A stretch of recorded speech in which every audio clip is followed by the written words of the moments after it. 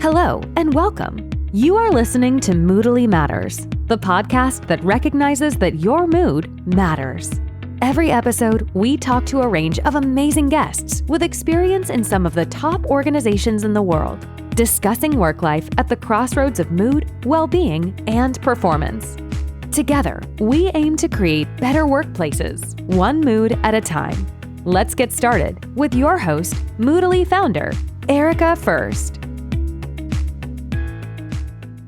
Hello, and thank you for being with me today. I am Erika First, your host of Moodally Matters. Today I'm joined by my dear friend Sam Campbell, the CEO and co-founder of Bleach hair color products.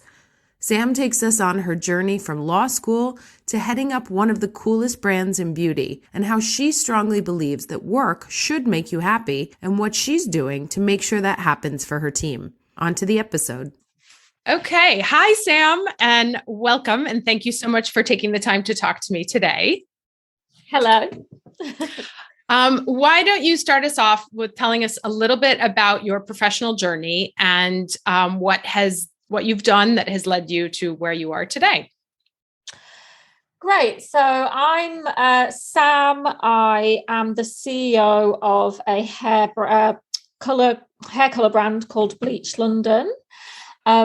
We started Bleach 11 years ago now, so it's been a really, really long journey, lots of different lives of Bleach. I was really super young when we started, so there's been a really big learning curve, and I'm still definitely very much in the midst of that learning curve. I did a law degree, which is very far from the work that I'm doing today, but also I probably use some of the skills that I learned in my degree every single day.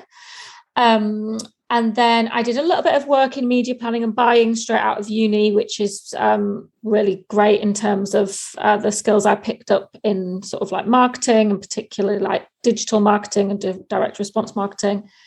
And then I went off to start my own business, which was originally, I was an agent for a couple of hair and makeup artists in the fashion and music business. And one of those was actually my now business partner, Alex. So she is a really high profile hairstylist in fashion. And so she really takes care of everything to do with the hair, the creative, the actual product, the brand, and my job was always everything else.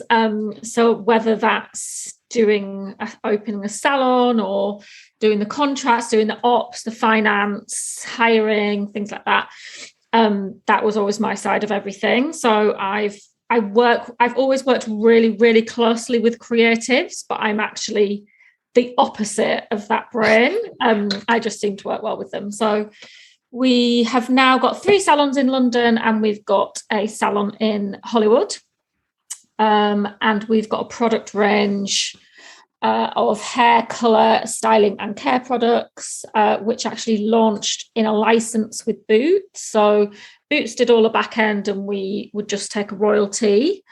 And now it's actually we do all the sort of supply chain end and we sell to Boots and then a number of other retailers in the UK.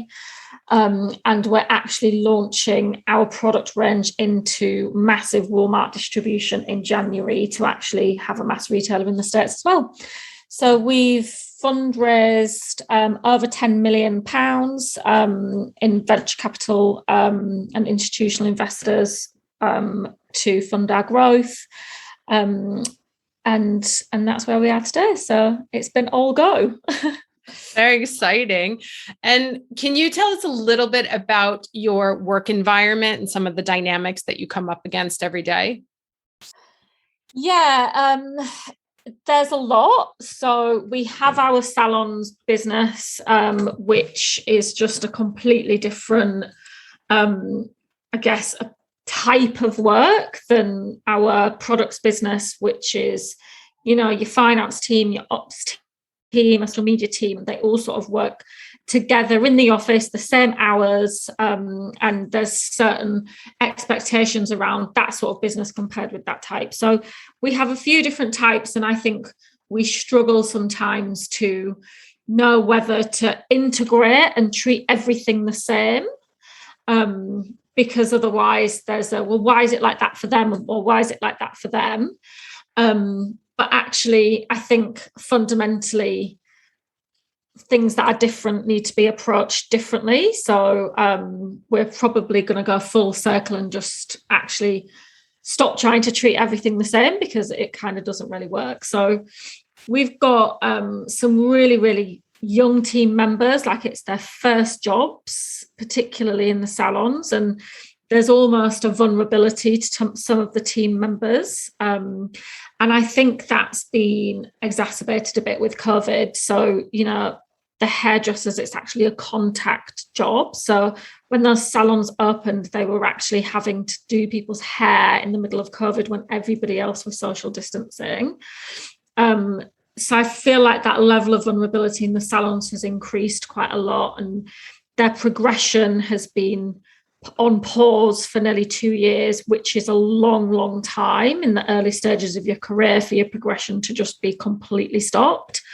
So I think in terms of the way that I'm learning about working with managing such a diverse group of people, I think the main thing I'm learning is to actually adapt, and there just cannot be a one size fits all in terms of how to approach a dynamic, or how to approach this, because it's one company and it is Bleach, so it should be like that. And on the flip side, I've got members of the team who are like 20 years older than me, and I've got a lifetime of experience in something I know absolutely nothing about. So that's also a really difficult dynamic to juggle, that I find it difficult to juggle as well. And I think the point is you can't possibly get it right every time.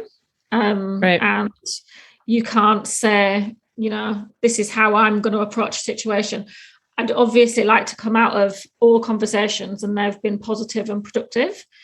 And if I come out and they haven't been those things, then I'll just look at myself and think, I'm going to have to change that and do that differently next time, because I'd never learn that about somebody and then go back and just keep doing it at the same time and having a negative experience. So I just look at how I handle things and just try and just adapt. Just adapting, I think, is the main thing. Do you think it's harder to deal with, because you're kind of like in the middle, you sort of play mom to some and the student to others? Yeah. So which of those two roles do you find more challenging? I find it more challenging to manage someone when they've done something wrong, or to pull them up on something, because everyone is working so hard. We're in this like really, really high growth environment, which is basically constantly chasing your tail and almost constantly under-resourced. So the dynamic is always that everybody is just doing their best. And I think that's probably the thing that I struggle with the most, is having performance conversations and keeping them really positive, bearing in mind that that person's probably just completely worked their ass off. Right. So I find the supporting part really easy, and nurturing and mentoring and all of those things.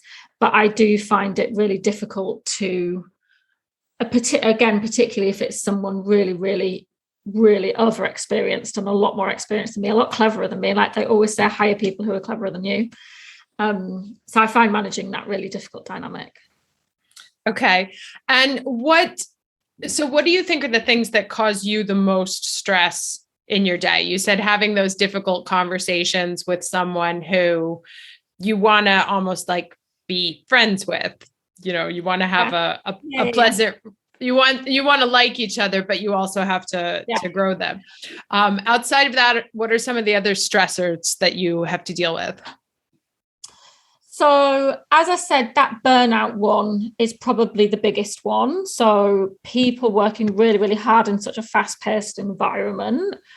We're never going to just have the exact right amount of people to do what we're trying to execute this year and next, do all the work in preparation for next year, but we haven't got the team in place for next year yet. That is really, really rife in a startup environment, and it's really hard to even solve, like when we're thinking about different like well-being initiatives and things like that. The pace in a startup is something that you just actually can't change, and that is just a business when it's in growth. So just trying to make sure that there's not a second of time is wasted, or you're not asking anybody for a second of something that they don't need to be doing.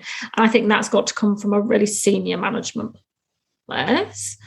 Another thing that is I find the team struggle with is the agility that's required in that exact same environment. So we can be working to a plan, but if we go back to a few years ago where it was like me and Alex and a couple of people, like if an opportunity came up, we would just put that down and we would just crack on with the new thing that came in. And it would be, the opportunities are too good to miss and we just got to do it and we've just got to get it done. And that can make certain personality types, and probably most personality types, feel quite unsafe in their role because they're on a path, they're working to a plan, they've put so much work into a plan, and to then have something come in that they're told is maybe even more important or something like that, that pivoting is already an enormous challenge for most people. And that's kind of always been at play in the startup environment. But with COVID, that had to happen every couple of months because you had to pick your plan up and rip it up and put it in the bin and literally write a new plan. And then you would think it was a 2-month plan. And then 2 months later, you'd have to do another one. And that wouldn't work, but something else would be working. And I think probably to go back to normal levels of startup agility, everybody's going to be a bit more of a dab hand at it because everybody was sort of forced to do it. And it was, the pandemic's fault. It wasn't necessarily going to be seen to have been me personally asking people to do that. So I think everyone's had a bit of a hard lesson in that, which is a good thing, but it definitely makes people feel unsafe and definitely contributes to the burnout problem. So I think as we grow, it needs to be, that's a great opportunity, but at what cost? Rather than looking at the opportunity in isolation.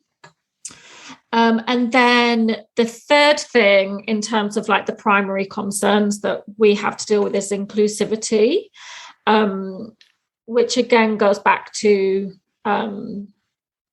how we have such a diverse group of people who work for us, and just really making people feel like they belong at work, and it all just lends into each other really. But there can definitely be more unconscious biases at play, or people maybe even more blatantly have been wronged, but actually it's actually really, really rare for somebody to make a formal complaint. But I can know that these things have happened, or I can be told that these things have happened.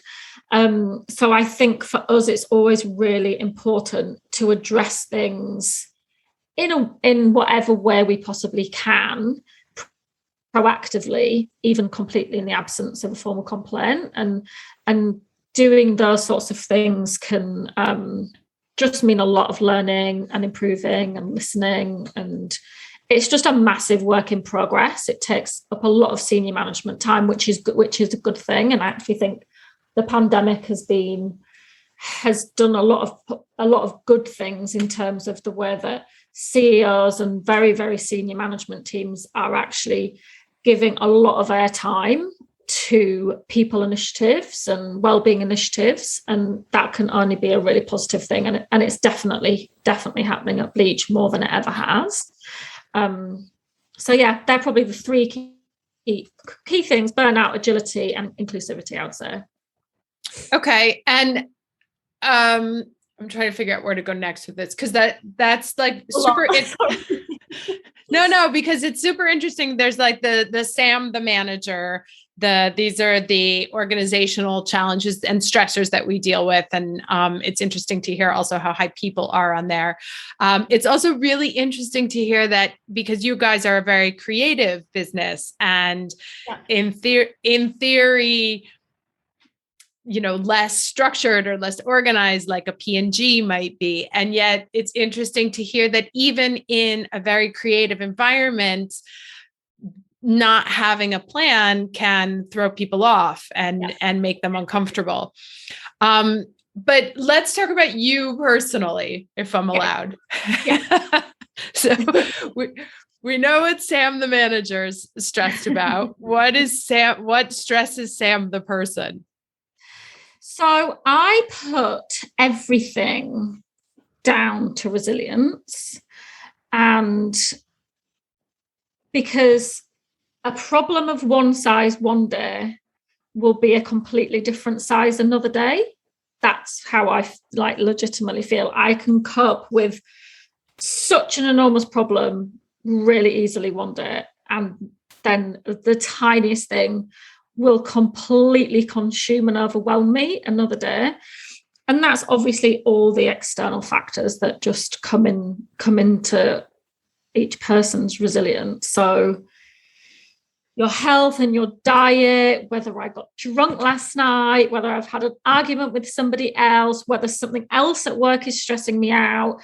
If everything else is sort of simmering away, bubbling away really nicely, then I honestly can handle enormous problems really, really, really well. And I my default is quite a strong person. So it's just where that strength has been chipped away at. And there's if that's happened, then nothing can help me, basically. And that's how I look at everything. And that means sort of isolating the problem because it's not really about that, or it's not really about anything. It's just about how I am in terms of how I'm capable, my tools I've got to deal with that day. Right. But so if I'm understanding you correctly, what you're saying is it's not actually the thing, it's how you're feeling in that day. Yeah, exactly. Yeah, no, it might not even realize I'm feeling that way. Right. I might think that I'm fine, and then I'll realize I'm completely spiraling over something really quite small. If I try and figure out what it is, it's often just that my resilience is down for other reasons, or it's a combination of things. And I think that owning a business, being the CEO of a business, having the book really end with you, having no boundaries with work, like all of these things, like it's just a lot at all times. It's a really high stress way to live, and it's a really high stress environment. So taking all that into account, I think I do handle it really, really well, because that is a lot for one person to have. So yeah, it's just really random. I'll just randomly not be able to handle something really small. Well, it's quite normal. I mean, especially because that's kind of the whole premise of what I do, is that if you're not in the right mood, it's never the what, it's how you feel you're able to respond to it. And in science, they call it self-efficacy. So if you feel that your self-efficacy is low that day, like you don't have the resources that you need to fight it back, then it's going to overwhelm you. Exactly. Yeah. But you guys have these salons, and there's lots of different characters that work in the salon area. How do you maintain good moods in the workplace, like to try and keep them all in a good place? Because I imagine if one is off and in sort of a terrible mood, it can kind of cast a halo on the rest of the place. We spend a lot of effort trying to work this through, because particularly in salons, one person can, you're right, drag the whole team down. And it hasn't been any more sort of like rife than it has been in the last sort of year or so, because they were furloughed, they were off work, as I sort of said about their progression being on pause. They've got some of course, got really severe health anxiety. We actually tried to say, you know, we're going to make sure you've got a really, really secure role and actually repurpose you across the business, even if the salons are closed, to sort of keep working. And it was before in the UK, we got this thing called furlough. So the government paid people's wages if their business was closed. It was before they announced they would do that. We were like, we'll sort of repurpose everybody. And it was seen as a real positive step, but hairdressing's a real vocation, and actually asking them to work on customer service or help in any other ways, like there was a lot of online, like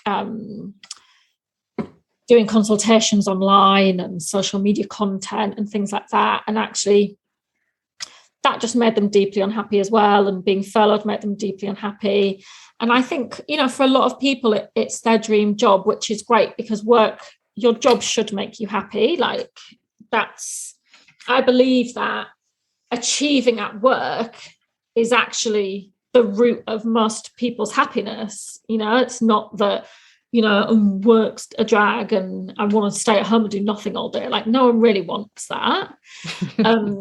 So you might want to talk to my daughter. She's not. I'm talking about people the age of your daughter who are trying to think about how people perceive work to be. I think most people at Bleach are working there because in theory it is them achieving their dreams. And realistically, it should be making them happy. So if somebody isn't happy, it's probably to do with, you know, they've decided they don't want to do the job anymore, or there isn't a clear plan of how they're going to get to a point where, you know, they're going to be able to buy that house that they want to buy. So, you know, we can put lots of like wellbeing initiatives in place. We try and help financially. We have like private medical insurance. We do a tenancy deposit loan. We pay for therapy for all of the staff. So there is lots of little things that you can do, but realistically, I just believe work should make you happy and no problem is insurmountable. It's just about figuring out what it is that's making you feel rubbish. Right. Now, and of course, obviously the pandemic is an odd parenthesis in everybody's chapter. Yeah. Now you guys are back open and back in business normally, correct? Yeah. And have you kept like most of your team? Is everybody back and operational? Were some people like, did they reevaluate what they wanted to do and go do something else, or? Yeah, so a few people have left from the salons business. And yeah, there was a real sense of unhappiness in a few members of that team. And there was a lot of one-to-ones, like, what can we do? What do you need? What's the feedback? Directly with me. And so we've sort of tried everything we can. And then there's just still a couple of team members who just wanted to leave. And I think there's just been so much change that just coming back and cracking on as if nothing happened, it was really, really difficult for a few people. But yeah, the vast majority, everybody's back. We've put in a few more assistants and team leaders and a bit more resource. We're trying to accelerate people's progression, whereas it would be quite strict before, like, you know, the assistants had to sort of be completely ticked off before they could start doing clients, whereas now we've got a couple of assistants who are sort of half still assistants and then half doing certain clients, just because we really need to help people make up for what they lost while those salons were closed. Okay, so you guys really focus on creating well-being for people through the idea of stability and job design, making sure they're happy doing what they're doing. Yeah. So the immediate thought when the pandemic happened and the salons went have to close was to just say, we're going to repurpose you across the business. Like, you're not going to lose your job. And that was how we felt was the best thing that we could possibly say to anyone to reassure them. And then actually, because the government were covering their wages, then we probably repurposed them for too long. Right. But it almost became a negative thing. But, I think as well, the thing with the pandemic is, no one knew what they were doing. Everybody was just trying to do their best and trying to put people and health first. And I think we can really comfortably say that we definitely did that. So that's good. What do you think, what's a wellness intervention that you think in the UK that you'll be seeing more of in the future?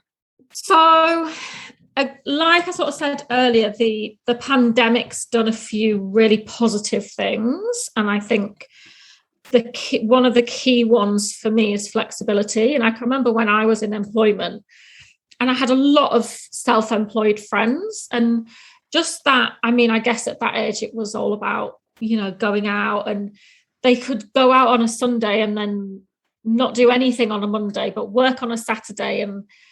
And that always really, really fascinated me, that some people are just have complete autonomy. And of course, they obviously don't, because they've got to do their work. We all work for someone. Exactly. But I think the flexibility that is becoming really, really commonplace, even in really, really big corporations now. I just think it's amazing, like people being able to choose where they work best and how they work best. It's really quite new, and it's really, really exciting. And, we have it. And I guess that is something that the hairdressers aren't being able to enjoy the benefit of. Again, they're getting another sort of duff deal there. They can do their clients whenever they want, and we actually aren't particularly rigid about that. So perhaps there's a bit more room around how that works. But in the office, then there's definitely so much more understanding. I think I'm even guilty of years ago assuming that if someone was going to work from home, they were going to skive off. And actually, that's just gone. Like, nobody thinks that anymore. Everybody knows that everybody's just sat at home trying to do their best and continuing on, their own personal ambitions of achieving their dreams. And like I said, sat around at home doing nothing isn't going to make anybody happy ultimately. So we don't have a problem with that. And I think that's what most businesses are finding as well. So it's great for mums, it's great for parents. And I think it's just great for mental health to just not feel shackled to a desk at the exact same time every single day, no matter what else is going on in your life.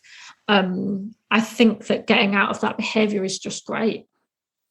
Which is so interesting, because on one hand, we're trying to create stability for them, and yet that stability comes through an increased sense of freedom. Yeah, that is very ironic. But what a wonderful world where you get both. Yes, upside down. But one of the things that I noticed, because I've done a lot of research into, what the big corporations think of their employees staying home. And there is, in some companies, there is still that stigma of, no, the ones in the office are working more, when actually the statistics show that that's actually the opposite, that they work better from home. But it sounds, I am that person. If I'm at home, I get 10 times more work done than when I'm in the office. And being in the office and engaging with the rest of the team and those investing in those relationships, that has to be done. But I'm not going to get as much actual work done that day. Right. So I think, and I would assume that's really similar for most people. So it's almost like creating, like you work from home and then you intentionally create connection moments. Yeah. Which is interesting. I haven't figured it out yet. We'll come back and do a round 2 when you've cracked it. I've solved everything. You're like, done, check. Future of work, next. No, but I think the thing that's really interesting about how you talk about your staff and the people that work with you is that there seems to me to be an incredible amount of trust coming from the upper management towards the employees. Because when you talk to people in large organizations, there can be a high level of, and it's interesting because in the data, trust as an aspect in how employees evaluated their companies doesn't appear in the research until after the pandemic, because now people are complaining that they don't feel trusted by their employers. And that makes them want to work less because it's like, well, if you're already accusing me of the crime, I might as well do it. Yeah. But it sounds like what I find so refreshing also coming from you is that there's an incredible sense that these people are driven by autonomy, self-autonomy, and they're going to work hard because they want to work hard. And you sort of create an environment where that's possible. Yeah. And I think that we've obviously been privileged enough to recruit a team of people where they are those people, and that's great. Like, lucky me that I get to have a team of people that I can trust are that way inclined. But that's not to say that they don't have off days, off weeks, off months. But the values are still there. And if there's something wrong, there's something wrong. It's as I said, it's like an off day, because ordinarily, I think most people can be completely trusted to it. And I think if that isn't there, it could be because it's true, but it could also just show a real detachment from reality. So in the bigger corporations, there is inherently going to be like less awareness of how hard everybody's working because there's just too many people. Right. So someone from, if I think about one of our board directors, they could make a comment that said, oh, isn't everyone back in the office yet? Are you sure they're not doing any work? Because they're not in the day-to-day and they don't know them and they're completely detached from reality. I can wholeheartedly say it doesn't matter whether they're in the office or not, they're working their ass off because I know they are, and they're and still at that size. So I think it's something to be conscious of as you grow, that the decision makers don't become too detached, because that's going to lose all those really wonderful values. Yeah, that's interesting that the distrust comes from distance. Yeah, it does. And disconnect. That's very interesting. Okay, so let's do the last question for you. So what are 3 pieces of advice that you would give a young person entering into the workforce today? Going back to what I said, you should find your happiness at work. It's all well and easy to say you should. Obviously, some people don't. And that it's going to take a bit of finding. But if you're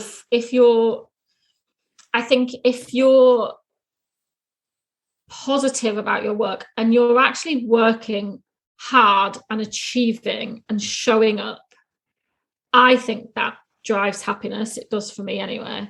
And where you're having a bit of a rubbish few months where you know you're not showing up and you know that you're not doing your best, that is what I think breeds. I think especially as you're going through your first few jobs, I think that's what really breeds unhappiness and anxiety, and it can eat away at you that you're not doing your best. And I just think as long as you're doing your best, I think that you'll succeed and ultimately achieving your career goals is just one of the top contributors to your overall happiness for your entire life.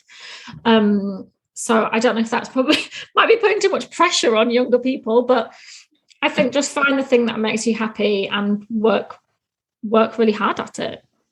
No, it's good. I mean, I think that coming from a different generation myself, we were very much take the job, pay your dues, follow the path, and hope, keep your fingers crossed that like you get in, if you follow all the boxes, you get into the right place. Obviously I started very late, the whole entrepreneurial path.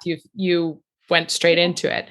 But what I find in the younger generations now is a very conscious awareness of, this is my life and my time, and they are the same thing. And so if I'm going to invest my life energy into you, there better be something good in it for me, which of course, as someone who's ancient, that goes against everything that I've learned.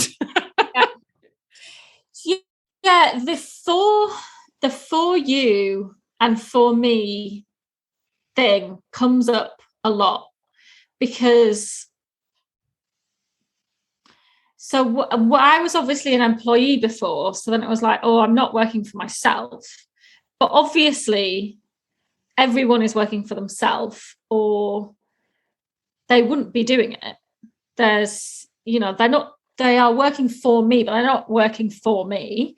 And I think that's where sometimes I think I can get triggered sometimes, because there was probably 6 or 7 years where I didn't even get paid. And so there's always this thought that the business owner is just ultimately massively profiteering off your work. And when actually I was always a bit like, well, I don't seem to be getting anything out of this. Now things are different and it's going really, really well. Then I think I need to be more like respect that a little bit more, that people will always feel like they're working for me, even though they're not. And I always find that dynamic really, really interesting, because I also have other business partners and shareholders and things like that. And it's like, it's for all of us. I work for the entity, you work for the entity. Yes, I helped create the entity. But we all need to do what the entity needs to stick to the plan, stick to, be able to pay everyone's wages and to ultimately exist. And it's my job to make sure, as the CEO, to make sure that everybody is doing what they need to do for that business. And so the working for the business or working for me thing, I always struggle with a little bit as well.